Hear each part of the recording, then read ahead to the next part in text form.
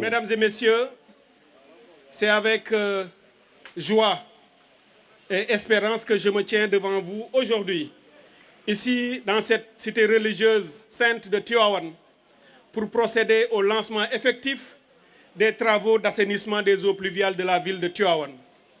C'était une promesse faite par son Excellence le Président de la République, M. Bassirou Diomaye Diakhar Faye, qui est représenté ici aujourd'hui par son conseiller spécial, M. El Hadji Dieng. C'était une promesse faite par M. le Premier ministre, qui voulait ainsi traduire en acte la volonté exprimée par le Président de la République de doter cette ville d'un système d'assainissement d'eau pluviale de grande qualité qui pourrait définitivement régler les problèmes d'inondation dans la ville religieuse de Tivaouane.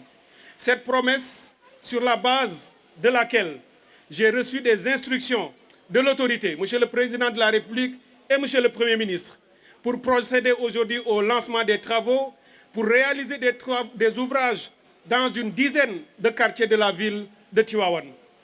C'est un projet structurant de très grande envergure qui impactera plus de 86 000 de nos concitoyens qui vivent dans cette cité.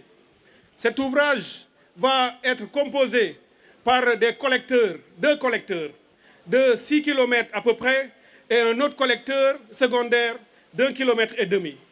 Ce système aura également des ouvrages ou des systèmes des émissaires d'exutoires qui auront une longueur de 3,5 km et un second au sud de 2,5 km, avec plus de 200 et quelques grilles avaloirs qui seront éparpillées un peu partout dans les quartiers et qui permettront de collecter les eaux pour les drainer durablement hors de la ville et les acheminer dans les sites identifiés déjà, qui sont des vallées naturelles que nous allons réhabiliter pour y stocker de très grandes quantités d'eau à mobiliser afin de l'utiliser cette eau pour l'agriculture et peut-être même demain la pêche lorsqu'on réussira à traiter cette eau et la rendre plus vivable par les poissons. Donc ce projet structurant que nous lançons durera à peu près 8 mois et nous espérons revenir ici à Tivaouane au terme du délai qui est donné à l'entreprise Kéliman qui, nous l'espérons, va travailler dans des conditions optimales en termes de qualité, mais également de célérité. Et je voudrais également saisir l'occasion pour dire à la communauté, à toute la population de Tivaouane, que ce projet est le vôtre. Je viens d'ailleurs d'installer le comité de suivi qui sera présidé par M. le préfet de Tivaouane et qui sera composé par l'ensemble des parties prenantes. Toutes les composantes de la ville, les stakeholders comme on dit, seront dedans. Les structures de l'État, la mairie, le conseil départemental, les honorables députés représentant la population de Touba à l'Assemblée, de Tivaouane à l'Assemblée nationale, mais également les acteurs communautaires, Badionougor, délégués de quartier.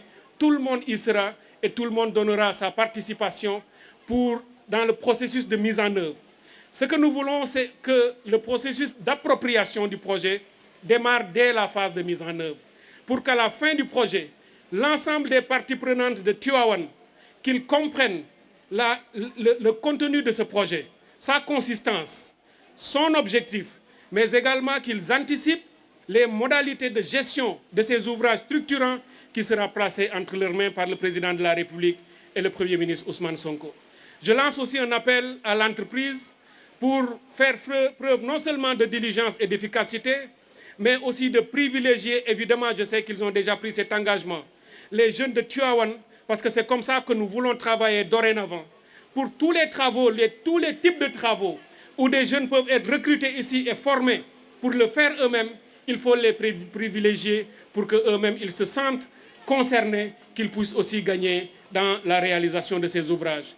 Je demande à ONAS de faire un suivi de proximité permanent, Monsieur le Directeur Général, avec toutes les structures du ministère pour que ce projet voit le jour dans les meilleurs délais et qu'avant l'hivernage prochain, Inch'Allah, nous réussissions à pouvoir le livrer à la communauté. Je voudrais enfin, avec vous tous, prier pour notre vénéré guide, le Khalif Serigne Babacar Sy Mansour, pour qu'Allah lui accorde une très longue vie et une excellente santé. Nous prions pour que, dans 8 mois, lorsqu'on recevra ces ouvrages structurants qui sont en cours de réalisation, que lui-même, qu'il nous donne également, ou encore ses bénédictions, afin que ces ouvrages puissent porter leurs fruits et accomplir les objectifs qui leur sont assignés.